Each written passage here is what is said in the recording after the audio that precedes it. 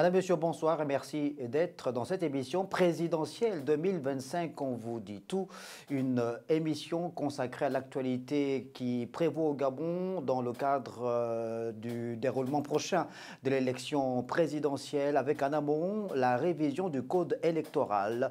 L'Assemblée nationale du Gabon qui a donc planché pendant une dizaine de jours sur l'examen et l'adoption du nouveau code électoral, un nouveau corpus législatif et légal qui va donc encadrer l'organisation des scrutins électoraux au Gabon. Pour en parler dans le menu détail, j'ai le plaisir de recevoir dans cette émission Geoffroy Fumboula Libeka, 4e vice-président de l'Assemblée nationale de transition, député à l'Assemblée nationale. Monsieur Fumboula Libeka, bonsoir. Bonsoir. Merci beaucoup d'avoir une fois de plus accepté de prendre part à une émission dans nos studios. Vous êtes, je l'ai dit, vous êtes député de la transition. Vous avez donc pris part pendant 10 jours avec vos collègues à cet examen et à cette adoption du nouveau code électoral en République gabonaise. Un code électoral tant entendu qui avait donc suscité moult débats les années antérieures. La question électorale ayant toujours été au centre de la cristallisation du débat politique en République gabonaise depuis 1990. Et d'ailleurs, si le Gabon connaît une période de transition depuis le 30 août 2023, c'est du fait de l'organisation d'élections générales jugées tronquées par le Comité pour la transition et la restauration des institutions, comme mission assignée par Brice Clotaire Oligui Nguema au gouvernement de la transition, c'était celle de doter le Gabon d'un corpus législatif et légal abouti dans le cadre de l'organisation des élections. Alors vous avez fait au sortir de l'adoption par l'Assemblée nationale de ce nouveau code électoral une communication virale sur les réseaux sociaux, communication dans laquelle vous vous dites satisfait à 85% sur une échelle de 100% par rapport à ce nouveau code électoral. Pourquoi Geoffroy Fumboula Libeka fait-il preuve d'une sorte d'optimisme béat? Il faut d'abord rappeler le contexte rapidement. Il faut rappeler que l'Assemblée nationale de transition, depuis le 31 décembre 2024, est en intercession et que pendant cette intercession, le gouvernement a reçu du comité en charge de la rédaction de l'avant-projet du code électoral, cet avant-projet. Ils l'ont adopté en Conseil des ministres. Et comme vous le savez, en intercession, le président de la République peut prendre des textes par ordonnance. Donc, il aurait pu prendre une loi, une ordonnance sur le code électoral, mais il a choisi de convoquer en session extraordinaire, pendant 10 jours, le Parlement pour que ce dernier puisse examiner le code électoral qu'il aurait pu promulguer, prendre une ordonnance pour, afin de donner un caractère assurément souverain et républicain à ce texte de portée majeure. Donc, sur les 10 jours, comme vous le savez, notre Parlement il est bicaméral. Nous avons au niveau de l'Assemblée nationale planché pendant 5 jours sur cet avant-projet de code électoral que nous avons adopté avec des amendements qui justement motivent la satisfaction qui est mienne à 85%, avec effectivement des réserves sur certaines dispositions que je peux évaluer à 15%, sans pour autant qu'elle ne remette en cause l'innovation même de ce texte. Vous l'avez dit, pourquoi se satisfait-il à 85%? Il faut simplement rappeler que nombreuses batailles que nous avons menées, et nos pères avant nous, sur un corpus législatif en matière de réforme du processus électoral, ces réformes, ces propositions ont toujours été rejetées par ceux qui ont eu à gérer le pays jusqu'à l'arrivée du CETRE. Au nombre des éléments des réformes, on a toujours sollicité l'affichage, par exemple, des PV des opérations de vote, bureau de vote par bureau de vote, chose qui avait été toujours refusée et qui a été adoptée dans le projet, dans le code électoral, donc la loi que nous avons adoptée. Nous avons toujours sollicité la présence de façon continue au sein des bureaux de vote des représentants des candidats, des représentants également des observateurs internationaux et même l'accréditation des organisations et des associations nationales comme observateurs. Cela avait toujours été refusé dans ce code électoral. Dorénavant, il est permis aux observateurs nationaux et internationaux de prendre part sur toute la chaîne du processus électoral, partant du bureau de vote jusqu'à la proclamation au niveau national des opérations, d'assister, d'être même dans les endroits où on dépouille. Voilà, donc ce sont des innovations qu'on n'imaginait pas être effectives en fait dans notre pays. Geoffroy Fumboula Libeka, dans la pratique, on sait évidemment qu'il y a parfois certaines limites, notamment en ce qui concerne la représentation des candidats dans les bureaux de vote sur l'ensemble du territoire et même au-delà, puisque désormais on a vu qu'il y a de sièges dédiés à la diaspora gabonaise, on va en parler aussi. Est-ce que vous pensez que, tel que présenté aujourd'hui, ce code électoral est un véritable gage qui garantisse la transparence électorale désormais? Parce que ce qu'il faut dire, la transparence électorale, je vois là où vous voulez en venir, c'est la somme de deux facteurs. Le cadre législatif et réglementaire et la probité morale des personnes qui animent ce cadre législatif et réglementaire. Or, jusqu'à l'adoption de ce code électoral, notre cadre législatif et réglementaire posait déjà problème au niveau des bases qui garantissent la transparence. Cela vient d'être résolu à travers ce code électoral. Comme vous le savez, on n'a pas de bâton magique pour pouvoir anticiper sur la probité morale et le caractère citoyen et républicain des personnes qui seront à la charge du suivi des opérations électorales. Et on espère bien que ces personnes-là vont s'inscrire dans le sillon du CETRI qui a fait déjà bonne foi, présenté sa bonne foi en favorisant ce code électoral qui est l'un des plus transparents que nous n'ayons jamais eu au Gabon. On espère que les personnes qui seront nommées au sein de la commission qui sera mise en place et pilotée par le ministre de l'Intérieur, mais aussi au niveau de l'autorité de contrôle qui a été créée. C'est une autre innovation dont la mission sera de s'assurer que les élections étaient correctement organisées par le ministère de l'Intérieur. Cette autorité de contrôle qui sera composée des personnes et des citoyens dont l'engagement, la moralité ne causent pas défaut, choisis après appel à candidature parmi les acteurs de la société civile, les religieux, les techniciens de tous bords confondus.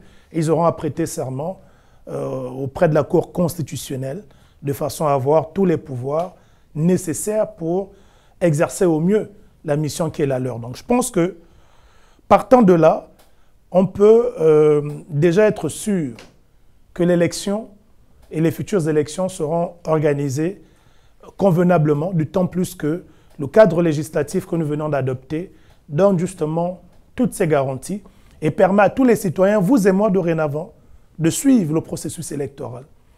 La publication et l'affichage des résultats, par exemple, il est dit que l'affichage doit l'être pendant 10 jours et que la commission a l'obligation de rester en fonction pendant 15 jours.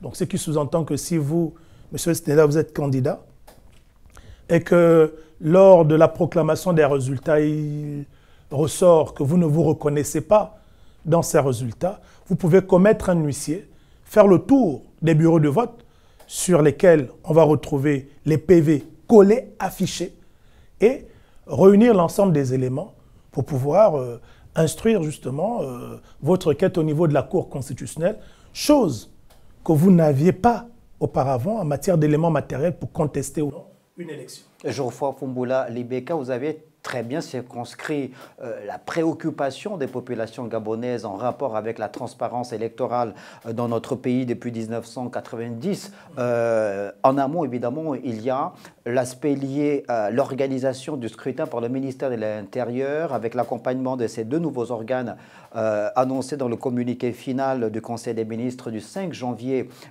dernier, en parlant justement de l'autorité de contrôle qui est une innovation souhaitée par le CTRI. Elle parle donc de pouvoir faire participer des personnalités gabonaises dites impartial.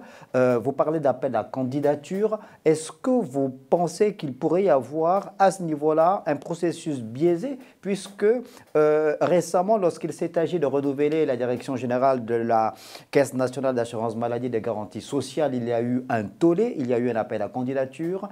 Plus d'une trentaine de Gabonais se sont prononcés et ont donc envoyé leurs différents curriculum vitae.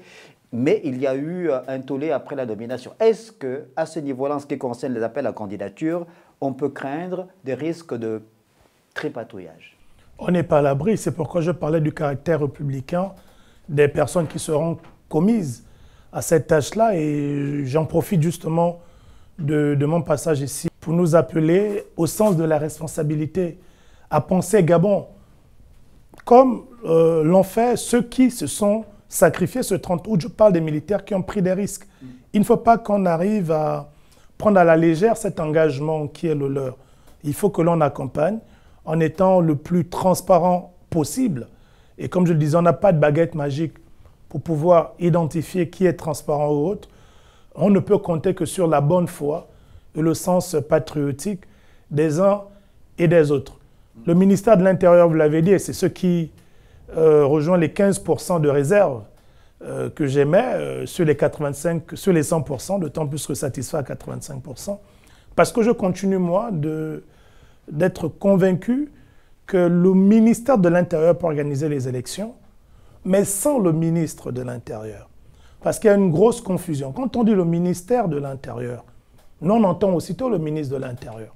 Mais je l'avais déjà démontré, c'est pourquoi je n'avais pas voté la révision du code électoral avant le référendum. Vous avez pu voir que j'avais émis une réserve, lu ma réserve au Parlement pour farouchement m'opposer à ce code électoral en son temps. Ben, simplement parce que, je l'avais démontré, ce sont des chiffres qui ne mentent pas. Si vous prenez les pays de la SADC, de la CEDEAO, les pays de la CEMAC, de la CEAC, le Gabon va se retrouver être le seul pays où c'est un ministre de l'Intérieur qui pilote les opérations électorales. On peut dire c'est particulier parce qu'à côté de ce ministre, on a maintenant créé une autorité de contrôle. Mais je pense que le ministère de l'Intérieur a une direction générale des élections. Et il est inconcevable qu'on ait une direction générale des élections qui ne joue pas son rôle en matière électorale. Il faut donner les pleins pouvoirs à cette direction des élections pour jouer son rôle, parce que c'est ce pourquoi elle est créée. Quand on parle du ministère de l'Intérieur, on prend le cas de la France. C'est le ministère de l'Intérieur qui organise. Mais ce n'est pas le ministre de l'Intérieur. Gérard Darmanin était ministre de l'Intérieur, candidat aux législatives, il a été élu député.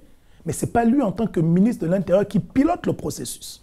C'est une direction du ministère de l'Intérieur qui le fait, qui sont des fonctionnaires commis à la tâche. Et moi, c'est ce modèle auquel je crois, sans pour autant remettre en cause, effectivement, la probité du ministre de l'Intérieur ou de celui qui le sera au moment des élections. Mais je pense qu'en matière de normes, il serait intéressant qu'on s'arrime aux normes et qu'on suive l'exemple de tous les autres pays.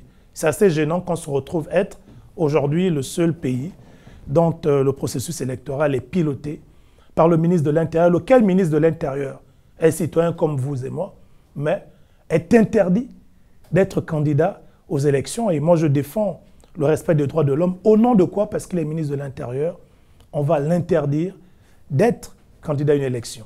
Alors que si on laissait le ministre, la direction des élections jouer son rôle, il aurait pu être candidat, comme l'a été son collègue en France, Gérard Darmanin, qui a été élu député. Donc, on continue le plaidoyer. On a déjà avancé à 85%. On espère que les autres combats permettront justement d'aboutir à ce que la Direction générale des élections joue pleinement son rôle et que le ministre de l'Intérieur ne soit plus partie prenante au processus électoral. Geoffroy Fumbola Libeka, parmi les raisons qui font en sorte qu'aujourd'hui vous soyez satisfait à 85% du contenu de ce nouveau code électoral, il y a la création de 2 nouveaux sièges de députés pour la diaspora. Est-ce qu'on peut considérer la création de ce siège comme un véritable bond qualitatif ou devrait-on plutôt être à rebours, sachant que plusieurs acteurs politiques et de la société civile demandaient à ce qu'il y ait un redécoupage électoral? D'accord. Ce qu'il faut dire, c'est que le code électoral n'a pas traité de la question du découpage électoral. Et je pense que dans l'esprit des législateurs que nous sommes, d'autant plus que nous devons sortir de la période de transition, s'il fallait prendre le temps de faire un redécoupage électoral, c'était un outil scientifique, cela prendrait du temps. Donc le législateur a pensé qu'on garde le découpage actuel pour les prochaines élections. On rajoute à ces 143 sièges qui existent déjà 2 sièges pour la diaspora pour en faire 145.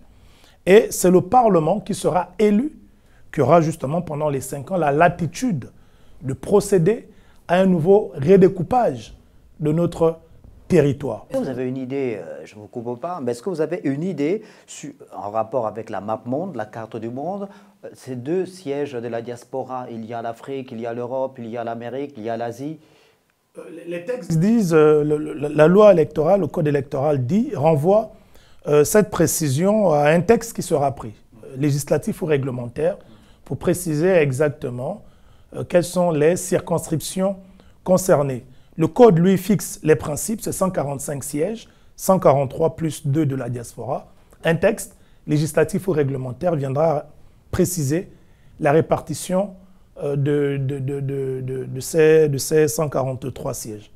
Geoffroy Fumboula Libeka, dans le cadre de la matérialisation de l'équité, le Parlement a donc adopté, on l'a dit, ce nouveau code électoral et cette disposition qui fait référence au plafonnement des fonds dont disposeraient les différents candidats. On vous a souvent entendu plusieurs fois communiquer sur ce point-là. D'accord, mais avant, s'agissant de la diaspora, je vais chuter dessus. Oui. Il faut dire que le Parlement a eu à faire un travail qui mérite d'être salué par tous, parce que le projet que nous recevons du gouvernement interdisait aux binationaux d'être candidats aux législatives et aux locales. L'Assemblée nationale de la transition, dans le cadre de l'examen de ce projet, a estimé que c'était discriminatoire. Si cela a été dans la Constitution pour les fonctions de chef suprême, donc de la magistrature suprême de la présidence de la République, cela pourrait se comprendre, mais on ne pouvait pas étendre cette disposition aux autres catégories d'élections. Donc en ce sens, nous avons eu à supprimer cette disposition qui excluait les binationaux de l'élection législative et locale.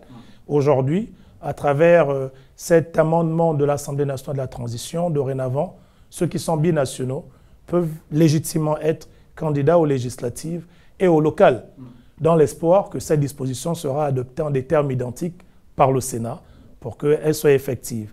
Maintenant, s'agissant du plafonnement, je me réjouis, je suis le premier à me réjouir.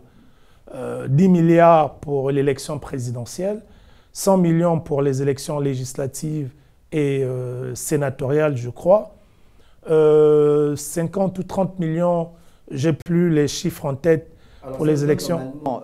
50 millions maximum au local, 30 millions maximum au sénatorial, 100 millions maximum aux législatives et 10 milliards pour la présidentielle. Exact. Moi, je me réjouis de ça parce que je pense que depuis 2023, vous avez dû voir que je me battais pour le plafonnement des dépenses électorales en m'inspirant justement à l'époque du code électoral du Sénégal. Et c'est à ce titre que j'avais été commis par la société civile pour rédiger un avant-projet de code électoral qu'on avait d'ailleurs en son temps envoyé au ministre Mata et déposé une copie à la Cour constitutionnelle où il y avait déjà ces propositions de disposition de plafonnement. Ce qui est intéressant là-dedans, comment ça va se faire? Vous êtes candidat. Le code électoral vous fait obligation d'établir un compte prévisionnel de campagne. Vous allez dire ce que vous comptez dépenser par rapport au plafond réservé à la catégorie d'élection. Vous allez déposer ce compte pour le faire attester, certifier au niveau de la Cour des comptes. Et après l'élection, vous revenez avec votre compte prévisionnel, sinon avec le compte maintenant, le bilan financier de votre campagne, accompagné des justificatifs de dépenses pour faire authentifier et certifier vos comptes de campagne. Si vos comptes de campagne sont certifiés, c'est une bonne chose, votre élection elle est validée. Mais si vos comptes de campagne ne le sont pas, malheureusement, il y a tout un dispositif pénal qui va s'enclencher, partant déjà de l'annulation de votre élection et assurément avec certaines sanctions pénales qui peuvent aller du paiement des amendes jusqu'à des emprisonnements. L'idée en fait ici, c'est d'éviter ce à quoi nous avons été habitués, l'achat des consciences. Parce que là-dedans, si M. Snella vous organisez une campagne, un meeting, et que vous mettez à distribuer les 5-10 000 ou que vous mettez à transporter des électeurs, il faudra justifier que cette ligne-là existe dans votre budget de campagne. Si vous devez acheter des sandwichs, soi-disant, pour les militants qui viennent assister, il faudra que ça existe. Si on se rend compte que vous aurez, par exemple, acheté des sandwichs et que vous ne l'ayez pas déclaré, ça devient une infraction. Alors, il faut le justifier. Il faut le justifier auprès de l'autorité, la Cour des comptes. Il y a également eu la création, je pense, d'une autorité de contrôle. Exact. L'autorité de contrôle a pour mission de s'assurer que le ministère de l'Intérieur met en place le processus électoral, pilote le processus électoral conformément au code électoral. Je m'explique. Si le ministère de l'Intérieur ne procède pas à l'affichage des procès-verbaux bureau de vote par bureau de vote, l'autorité de contrôle peut interpeller le ministère et exiger au ministère le respect de ces dispositions. Donc c'est un organe, une forme de gendarme du ministère de l'Intérieur pour le respect du code électoral en matière d'organisation du processus. Et en l'autorité de contrôle, les observateurs internationaux et nationaux trouvent un allié auprès de qui ils pourront faire parvenir les différentes observations qu'ils auraient faites sur certaines irrégularités, par exemple, observées tout au long du processus électoral. Donc là, on met en place en fait une forme d'autocontrôle entre le ministère qui pilote le processus électoral, l'autorité de contrôle qui contrôle le pilotage du processus par le ministère et les observateurs internationaux qui sont comme des arbitres et voient comment est-ce que le processus est mouvementé entre ces deux entités. Donc, un ensemble de dispositifs et de verrous que je trouve assez intéressant pour garantir une élection qui se doit d'être la plus transparente possible. Geoffroy Fumboula, l'IBK, toujours au nom de l'équité et surtout de l'inclusion, du caractère inclusif qui semble être la marque de fabrique du Comité pour la transition, la restauration des institutions depuis le 30 août 2023, la participation de l'ensemble des forces vives de la nation à la marche du pays. Il y a cette disposition contenue dans ce code électoral qui met en relief une forme d'ouverture qui permettrait à certains corps de métier spécifiques de prendre part aux différentes élections sous forme de détachement ou mise à disposition. Alors, il semblerait que ces dispositions pourraient faire couler encre et salive. Je l'ai précisé dans mon rendu, c'est l'article 382, le très célèbre article 382, parce que comme vous le dites, il permet à certains corps de métier qui sont régis par des statuts particuliers, uniquement pour les élections post-transition, de pouvoir se présenter. Cela a été motivé par les initiateurs du texte, par le fait que beaucoup de ces corps de métier sont en activité déjà dans le cadre de la transition. On peut les citer rapidement, il y a les magistrats, les comptables publics, les agents de forces de défense et de sécurité. Exact. Donc, le sont déjà dans le cadre de la transition. D'aucuns sont des délégués spéciaux, d'autres sont au gouvernement. Le président de la République lui-même, il est concerné, ainsi de suite, ainsi de suite. Et ils ont estimé que cette expertise-là peut être nécessaire au premier pas de la post-transition et qu'il serait dommage que le pays puisse s'en priver. Et donc, pour la première élection post-transition, ils ont jugé utile de l'inscrire dans le code électoral de façon exceptionnelle et dans les dispositions de transition, que pour cette première élection, ceux qui appartiennent à ces corps-là puissent justement postuler. Nous, au niveau du Parlement de la transition, parce qu'on a passé beaucoup d'heures de débat là-dessus, on a dû amender cet article en ce sens que ceux qui vont être élus ou non, même s'ils regagnent leur administration d'origine, mais ils ne peuvent pas regagner cette administration en occupant les postes qu'ils ont laissés quand ils étaient candidats. Et que d'autre part, pour ceux qui souhaitent être candidats, un mois avant l'élection, il faut qu'ils fassent la demande auprès de leur autorité, sinon supérieure hiérarchique. Parce que ces deux verrous n'existaient pas dans le projet que nous avons reçu, donnant le sentiment qu'à tout moment, même un jour avant l'élection, la personne peut se présenter candidate. Et nous on a estimé qu'il fallait encadrer le tout, donner au moins un mois avant, pour que celui qui veut se prononcer et qui est concerné par ce statut le fasse. Ça permet qu'il ne soit plus aux commandes et à la fonction qu'il occupe un mois avant. Et ça permet de réduire assurément l'influence de ce dernier sur la suite du processus, du fait qu'il soit candidat. Donc ce sont des amendements que nous avons introduits dans ce sens, même si effectivement on est conscient que cela va forcément susciter beaucoup de débats. Justement, c'est la question que j'allais poser pour rester justement sur ce point-là. Est-ce que vous ne craignez pas qu'il y ait des critiques nourries, acerbes contre le Parlement gabonais, que certaines voix considèrent ça comme une forme de renvoi d'ascenseur au CTRI, sachant que le Parlement, en période de transition, c'est un Parlement qui a été nommé par le Comité pour la transition et la restauration des institutions? Oui, mais en fait, c'est tout à fait, comme je le disais, c'est tout à fait légitime que les gens se questionnent à propos et peut-être, tiennent ce type de propos, mais ne perdons pas de vue le contexte dans lequel nous sommes. Et le Parlement, c'est la dictature de la majorité, même si certains sont opposés, mais c'est le plus grand nombre qui l'emporte. On avait le choix, soit rejeter le texte, donc ne pas l'adopter à cause de cette disposition transitoire, et remettre en cause tous les acquis que j'ai cités, soit de l'adopter avec cette disposition transitoire exceptionnelle par rapport au contexte dans lequel nous nous retrouvons.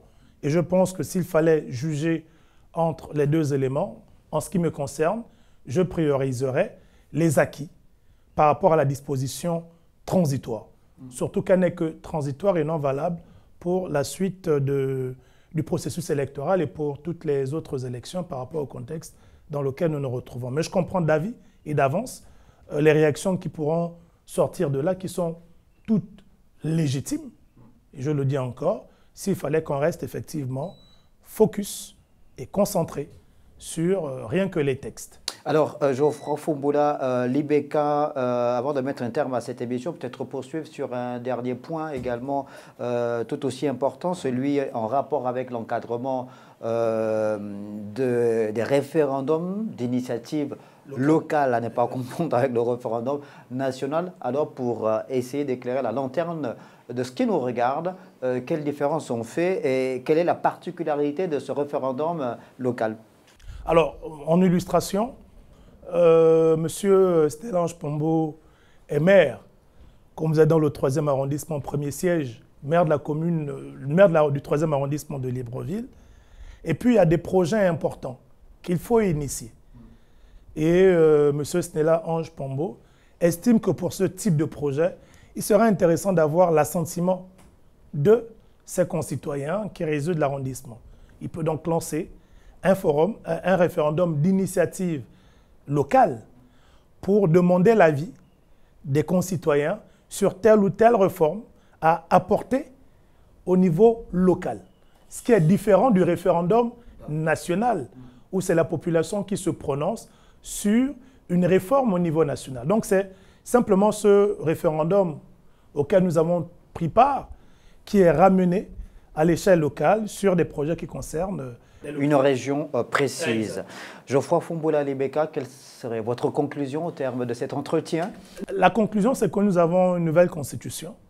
Nous avons surtout un nouveau code électoral qui présente des gages en matière de transparence. Et il serait assez regrettable que pour les premières échéances post-transition, les Gabonais ne puissent pas éprouver ce code électoral. De la nécessité et l'appel à mes compatriotes de s'inscrire sur la liste électorale. On ne s'inscrit pas sur la liste électorale parce qu'on doit d'abord voter pour quelqu'un. On s'inscrit parce qu'on a accompli un devoir. Et lorsque viendra le moment de choisir ces candidats, si on estime que parmi la bagatelle des candidats, on ne fait pas confiance à ce dernier, du fait qu'on soit inscrit nous-mêmes, on peut aussi devenir candidat puisque la loi le permet. Mais il faut également noter que les cautions de campagne ont augmenté il faut le noter, 30 millions pour être candidat à la présidentielle, 1 million pour être candidat aux législatives, aux sénatoriales, 350 000 pour les listes des candidats aux communes et aux élections locales de façon générale, communes et départements. Donc voilà. Merci. C'est moi qui vous remercie. Boulali Beka, merci d'avoir accepté cette invitation afin de pouvoir décrypter cette forte actualité en rapport avec l'adoption par le Parlement du nouveau code électoral qui va donc désormais encadrer l'organisation des élections en République gabonaise. Merci d'avoir regardé Présidentielle 2025. On vous dit tout. On se retrouve pour un autre numéro.